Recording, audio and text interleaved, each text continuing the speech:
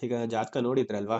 ಈಗ ಹಾ ನಿಮ್ದು ಮನೆಯವ್ರದ್ದು ಮಕ್ಕಳದೆಲ್ಲ ಹಾ ಸರ್ ಹೌದು. ಹೇಗೆ ಅನ್ನಿಸ್ತು ಈಗ ನಾವು ಪ್ರಿಡಿಕ್ಷನ್ ಮಾಡಿದ್ದು ಎಕ್ಸ್ಪೀರಿಯನ್ಸ್? ನಮ್ಗೆ ಫುಲ್ ಸ್ಯಾಟಿಸ್ಫ್ಯಾಕ್ಷನ್ ಇದೆ ಸರ್. 1% ನಮ್ಗೆ ಡೌಟ್ ಇಲ್ಲ. ನಮ್ಗೆ ಏನ್ ಪ್ರಾಬ್ಲಮ್ ಇತ್ತು ಎಲ್ಲ ಸಾಲ್ವ್ ಆಗಿದೆ. ಹ್ಮ್ ನೀವ್ ಹೇಳ್ತಿರೋ ಇದನ್ನೆಲ್ಲ ಮಾಡ್ತಾ ಇದೀವಿ, ದೇವ್ರ ಪೂಜೆ, ನೀವೇನೇನ್ ಫಾಲೋ ಮಾಡಕ್ ಹೇಳಿದ್ರೆ ಅದೆಲ್ಲ ಫಾಲೋ ಮಾಡ್ತಿದೀವಿ ಫ್ಯಾಮಿಲಿ ಪೂರ್ತಿ. ನಮಗ್ ಸ್ಯಾಟಿಸ್ಫ್ಯಾಕ್ಷನ್ ಇದೆ ಸರ್. ಈಗ ನಿಮ್ ಬಗ್ಗೆ ಪ್ರಿಡಿಕ್ಷನ್ ಮಾಡಿದ್ದು ಮನೆಯವ್ರ ಬಗ್ಗೆ ನಿಮ್ ಬಗ್ಗೆ ಎಲ್ಲ ಹೇಳಿದೆಲ್ಲ ಸರಿ ಇತ್ತಾ? ಹಾ ಸರ್ ಓಕೆನಾ? ಇತ್ತು. ನೀವ್ ಹೇಳಿದ್ರಿ 6 ಮಂತ್ ಹಿಂದೆ ನಿಮ್ ಮನೆಯವ್ರಿಗೆ ಒಂದ್ ಪ್ರಾಬ್ಲಮ್ ಆಗತ್ತೆ, ಆಕ್ಸಿಡೆಂಟ್ ಆಗತ್ತೆ, ರಕ್ತ ಇದಾಗತ್ತೆ ಅಂತ ಹೇಳಿದ್ರಿ.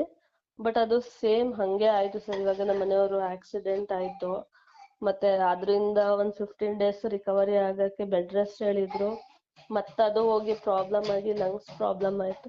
ನೀವ್ ಹೆಂಗ್ ಹೇಳಿದ್ರಿ ಅವ್ರದ್ದು ಜೀವನದಲ್ಲಿ ಹಂಗ್ ನಡೀತಾ ಇದೆ ಸರ್. ಈಗ ಪರವಾಗಿಲ್ವಾ ಮೇಡಮ್?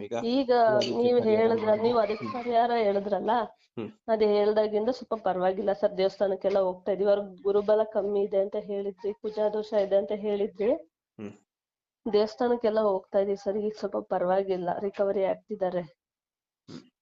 ಈಗ ಫಸ್ಟ್ ನೀವು ಮಾತಾಡಿದ್ರೆ ಸ್ವಲ್ಪ ಅಸ್ಟ್ರಾಲಜಿ ನಂಬಿಕೆ ಇಲ್ಲ ತರ ಇತ್ತು.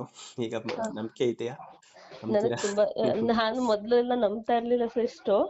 ನಮ್ಮ ಮನೆಯವರು ಏನ್ ಇಷ್ಟು ಬಿಲೀವ್ ಮಾಡಿರ್ಲಿಲ್ಲ ಯಾವಾಗ್ಲೂನು. ಈಗ ನೀವ್ ಹೇಳಿದ್ಮೇಲೆ ಈ ತರ ಇನ್ಸಿಡೆಂಟ್ ಆದ್ಮೇಲೆ ಅಂತವ್ರು 100ಗೆ 200% ನಂಬ್ತಾರೆ ಸರ್.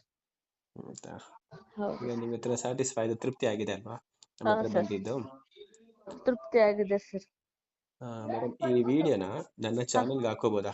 ಈಗ ಹಾಕೋಬಹುದು ಸರ್, ಖಂಡಿತ ಹಾಕೊಳ್ಳಿ. ಏನ್ ತೊಂದ್ರೆ ಇಲ್ಲ ಅಲ್ವಾ ನಿಮಗೆ? ಏನು ತೊಂದ್ರೆ ಇಲ್ಲ sir. Okay madam, thank you. Thanks.